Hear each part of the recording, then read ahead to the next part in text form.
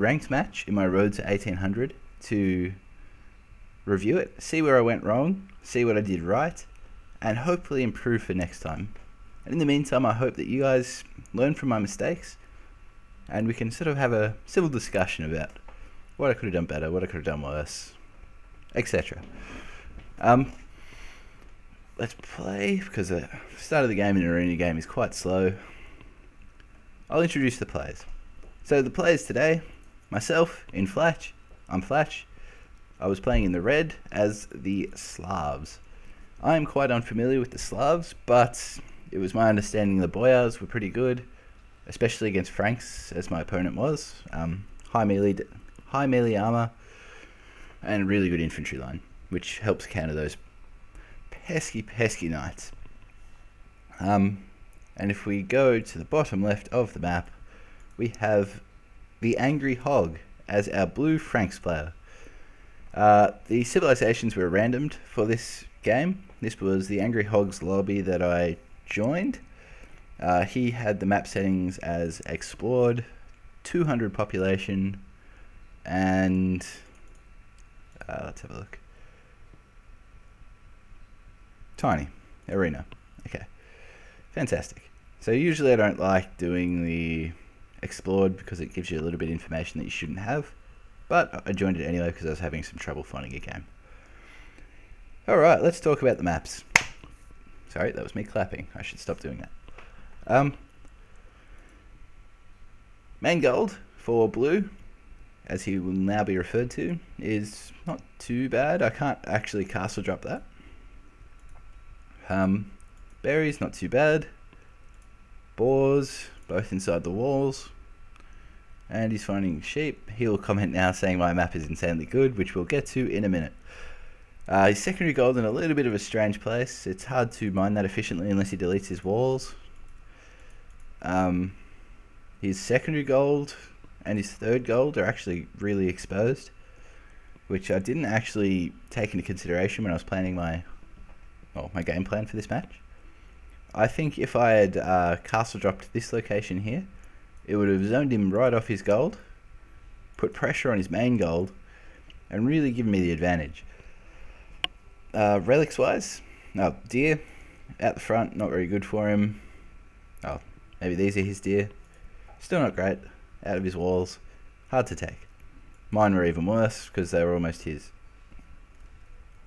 What the hell's going on? Oh dear. Alright, sorry about that. My deer, not too good either. Relics wise, couple fairly easy for him to get. One sort of in the middle, and two are actually inside my walls, which obviously he's not going to be able to get. It's easy access for me, which I did not take advantage of this game, unfortunately. Something I need to improve on for later. My map. Berries, fine, doesn't really matter in an arena. A nice back stone, you can't pressure that. Obviously the woodline's going to be good, it's arena. Two relics in the base. A semi-front main gold. Not close enough to a wall to really threaten with the castle drop. It's iffy. But he does put pressure on it. I also have this little safe alcove in here where I've got 2 stones and a gold, which does come into play later. Very handy for me. So map's a bit stacked in my favour in this particular matchup. Luckily for me, I almost get housed here, but I choose to research Loom early so I avoid TC idle time. That was my fault for forgetting to build a house. Oh, my voice. Alright, so what I'm doing here is a little bit detrimental to my woodline, but if I was really worried about him getting through my walls, because he was Franks, and Franks are really good castle droppers on arena. So basically, I wanted to limit his mobility if he ever did get in my base. So I built these houses here to sort of funnel him at least towards my TC, which I'll do it on both sides. But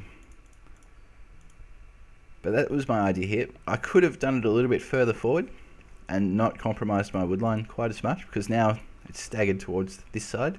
I can only ever have 1, maybe 2 villas there until they get a bit further in. So that's something I need to improve on.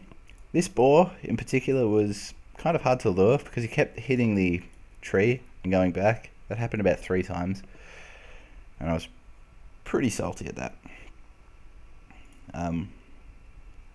Again, I chose to go through a fairly standard fast castle age into a big boom.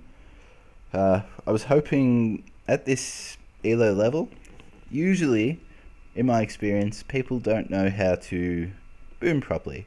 They'll focus on the mid game and not have a long-term plan. So I feel like planning for the long run worked in my benefit in this game, as we'll see later. Now I'm actually going to speed stuff up right now because it's a bit slow and not much happens, rather than Farm Simulator. If we go to Blue's perspective, his base isn't quite as friendly as mine is. Honestly, it's really hard for him to create a few barriers for me to get through. It's a very unfortunate arena map, honestly. I feel a bit bad for him. Woodline's fine. He's going on to gold now at 27 pop. I'm actually 2 pop behind, which is one. Does he have loom? He has loom as well, so I'm actually fairly behind in this. No, I'm not. I was a couple of villas behind, so I must have had some TC idle time there, which got him to the feudal age first at the same population. Let's slow it down a little bit. So one mistake I feel like he made is building these houses all around here. If he'd at least tried to sort of segment his base a little bit, it would have made it easier to defend. I know it's difficult on this particular map generation, but it's something you've got to try. Otherwise you do get in a bit of trouble later on. He does mill these deer, which is interesting. I chose not to mill my deer. They're a bit too far out for me to take safely. Unfortunately, he split his deer. I'm sure he didn't mean to do that. It was just the villagers that decided to split. He's scouting. It looks like he's looking for a rush or a forward of some description. Scores are fairly even at the moment. He was about my skill level, so I want to say it was a fairly even matchup at first. I'm going for a full boom. I get to the castle age first, I believe. Yep. So I get to the castle age first. Right now I'm concentrating on building my eco right up. And I want to go into stone as soon as possible because I know he's going to go into castles. Because he's Franks, and why wouldn't you take advantage of those castles? And I also was predicting the knights pretty early. So I dropped the barracks as soon as I could without compromising my economy, my farms, all that sort of stuff. I also wanted to get as many TCs out as I possibly could. Let me just... Okay, it's going. It's fine. So basically I was trying to balance my eco as best I can and save up for as many TCs as possible. Like, I did have some farm idle time in this case, but I think the end result was worth it, as I did have a lot of food, and I wanted to get those villagers out. Really start hammering home my boom advantage. Whereas, I didn't notice this castle coming up. It's a bit too far away to really be super effective as a castle drop. I see it now, and that's how his scout got in. Okay. So, and he starts hammering my gate down. I'm going to slow it down again to normal speed. Here, I know I've got some time. I want to mine this as much gold as I can before I have to segment my base a little bit. I construct my barracks because I'm worried about the knights. He also hasn't done a barracks yet either, because he also did a fast castle build very similar to myself. He's only on 2 TCs, and I went up to 3. I think this was instrumental in how this game went. My economy really came through for me in this game, and I'm really proud of how that worked out, as we'll see later. He's getting pretty close now, so I decided I'm going to stonewall this, segment his base, but still have some gold accessible. I should have done, in hindsight, I could have done this a little bit quicker, but he didn't have any military anyway, luckily for me. If he had some knights here, that would have been pretty devastating. I'm also fearing the siege tower at this point, because it would be very easy for him just to siege tower over, hop in, do some damage. So I actually built a siege workshop in preparation for siege. Again, this was a good decision in hindsight. I accidentally lock a couple villages out, and he decides to tower my gold. It was a good tower, honestly. I couldn't stop him putting it up at this point. I built one spearman to deter this one scout. But he does deny me gold for now. So I actually went out here to build a new town centre on my third gold, I want to say that is. Again, I wanted to get my eco rolling. Here is where I also could have taken the relics. I was in Castle Age, and I was originally planning on getting both relics as soon as possible. But the castle drop sort of threw me off a little bit. Oh, he actually had throwing axeman. Okay. I didn't actually see this guy. I've got some idle vills. I'm trying to manage my whole eco. I've got a bit of TC idle time, but I think I was running low on food at this point. Unfortunately, this villager was damaged and will actually die to this wolf. I was pretty cut about that. If we check the pop difference, it's pretty close. He does have, if we go to his perspective, he does have quite a few military units, whereas I've got none. So at the moment, my third TC is coming in real handy. Fourth TC soon. I get a mangonel out because I want to take down this tower, just to stop him abusing it. This Vil actually managed to survive until the end of the game. So I just start blasting his tower. It's a bit of mind games as well. If he knows that I'm ready for him, he's less likely just to attack while I'm not ready. Quite often, that this one mangonel makes him think that I've got more backing it up. So he's less likely to attempt something unexpected, in case he loses his entire army. Right now, again, I'm trying to get as much stone together as I possibly can. I want to build defensive castles around my base, so even if he does get in, he won't be able to do too much damage.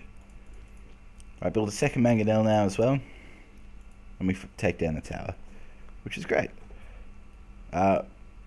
If we switch back to my perspective, I'm running very low on gold and food as I'm really trying to get my eco rolling. In hindsight, I could have bounced this out better. Instead of assigning 5 villages here, I could have bounced these out between my other 3. But I really needed gold, so I decided that I was going to stagger it in this favour. He actually decides to try to wall me in, which was a good play. It stops me expanding, but unfortunately his micro sort of lets him down a little bit. He loses 4 villages for free. Still, it was decent. He managed to secure that I wouldn't be able to get that gold easily. So I wanted to take down those walls as soon as I could. Again, in hindsight, I could have been mining this gold more aggressively, just to get as much worth out of it as I could. I'm housed at the moment, which is unfortunate, just because I was focusing a lot on my economy. So I've got villages, wheelbarrow coming in, which is very late, I know. I'm bad with wheelbarrow. I didn't have the resources for it earlier. I actually built the monastery, but I forgot to make a mog. A key thing here was I was actually damaging my own walls, breaking these walls here. And that does come into play somewhat later. So we'll keep an eye on that. If we look on his side of the map, he's got 2 TCs up. I feel like he could have gone more if we look at his economy. He actually has heaps. He could build a couple more TCs and really start his boom. He's got this pressure on me.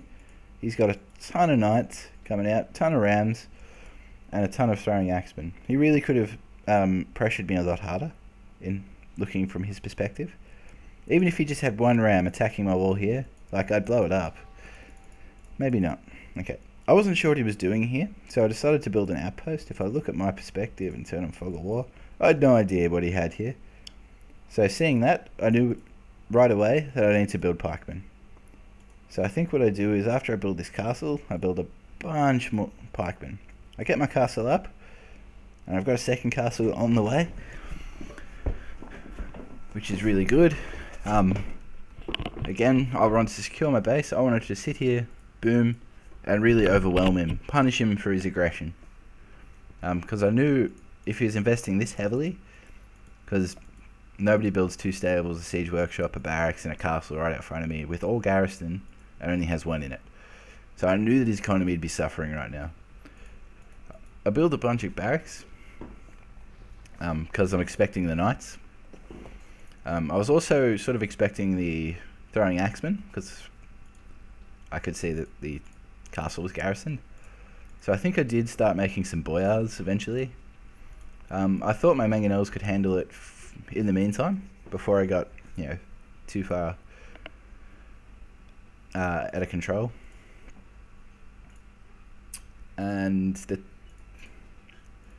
So right now my eco is still going up, 92 pop. He's on 85 with all this military units, so he is a ton. So I'm actually got more villages than he does together. I've got some pikemen here. I'm waiting for him to try to break in. Now, this is where his rams come. He made a smart play, going for the weakened section of wall. I saw these rams coming, so I decided to task my mangonels on them.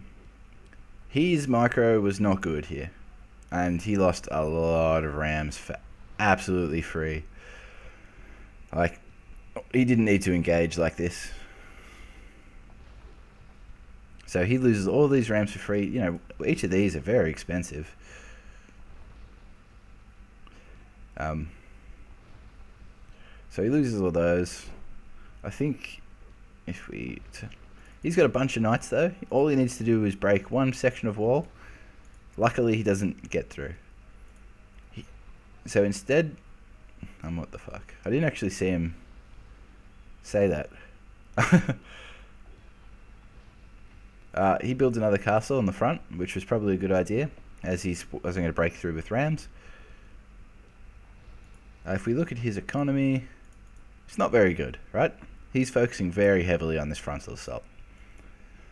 He brings a few more villages forward so he can build this castle a bit quicker. Meanwhile, I'm just massing up pikemen. I think I have a few boyars coming out soon. Not sure. I only have the phase 1 armor upgrade at the moment, because I'm struggling food. One thing he did do well is segment me in my base. So my base layout makes him go through here, right? He has to take fire from both castles, a garrison TC, and when he gets through, he meets another castle, which I'm building now. I have enough stone for another castle as well, and I think I build it around, I can't remember. Unfortunately, he gets the castle up, and I wasn't quite quick enough microwing my mangonels away. So he could possibly take advantage of that. He's got a lot of knights, no upgrades. Throwing axemen, no upgrades. And he's got 3 castles on the front. So I was feeling a little bit pressured, but I also knew that my economy was huge. If you look at the scores, even with all his military, I knew that his economy was ass. I make some boyars in preparation for the throwing axemen.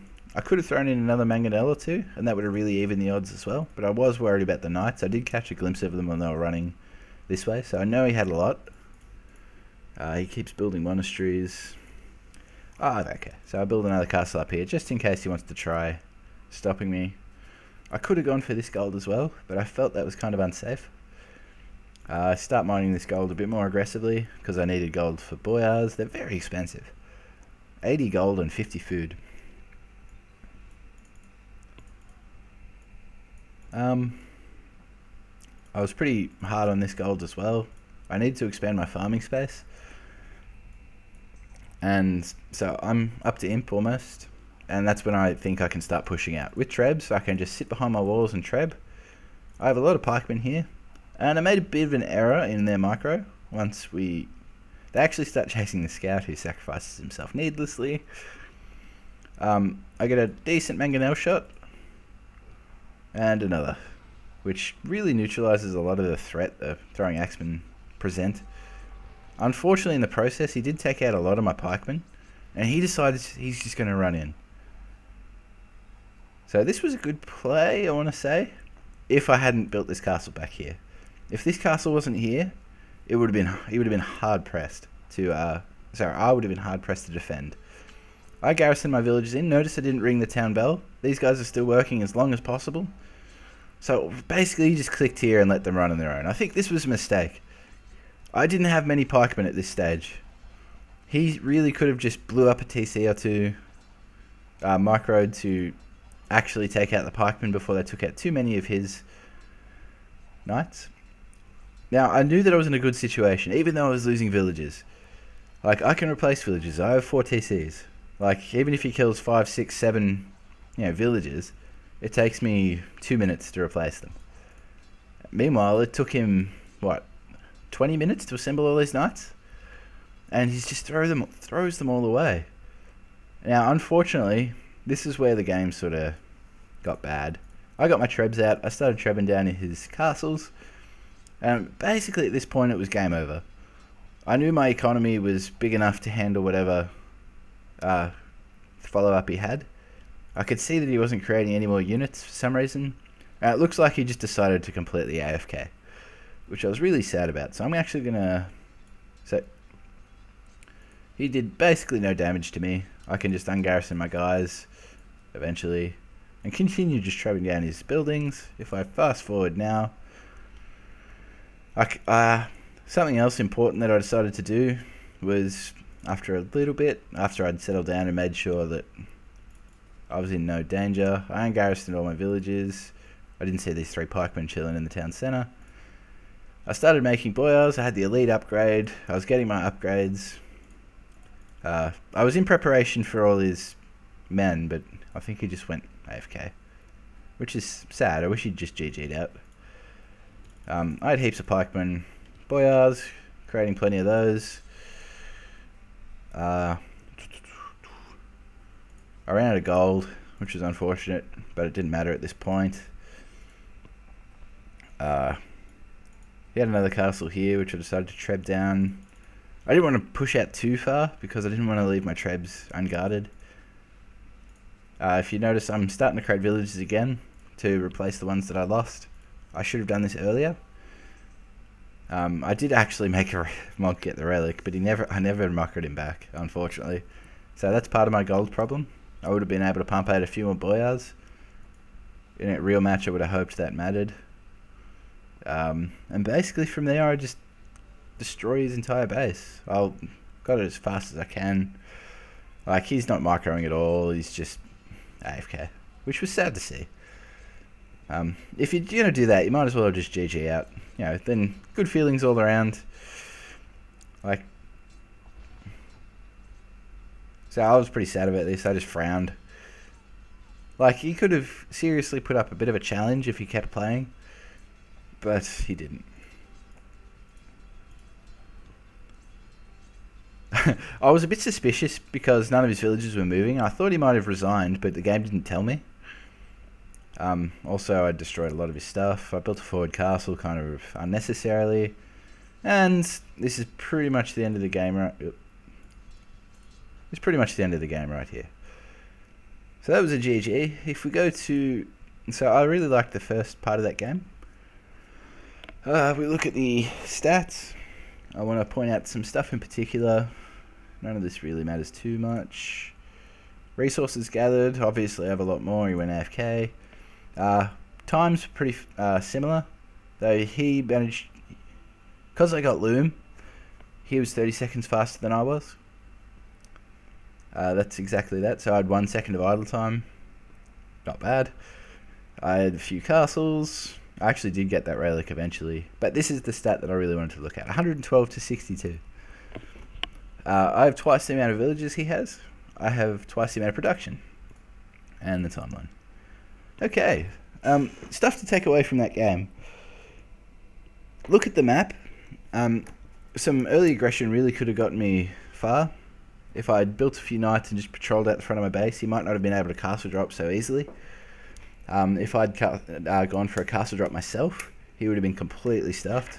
Like, his gold would have been almost inaccessible if I was able to defend my forward castle. Always make vills. So even if you're ahead, don't relax in your economy. You don't know what's going to happen. Also, don't panic if you're being forwarded like that. Make sure you build a funnel. Make them take as much damage as possible. Build counter units. So it's all about your scouting. I hope that you've learned a bit from this particular match. I know I do. Thanks for watching, guys, and I'll see you next time.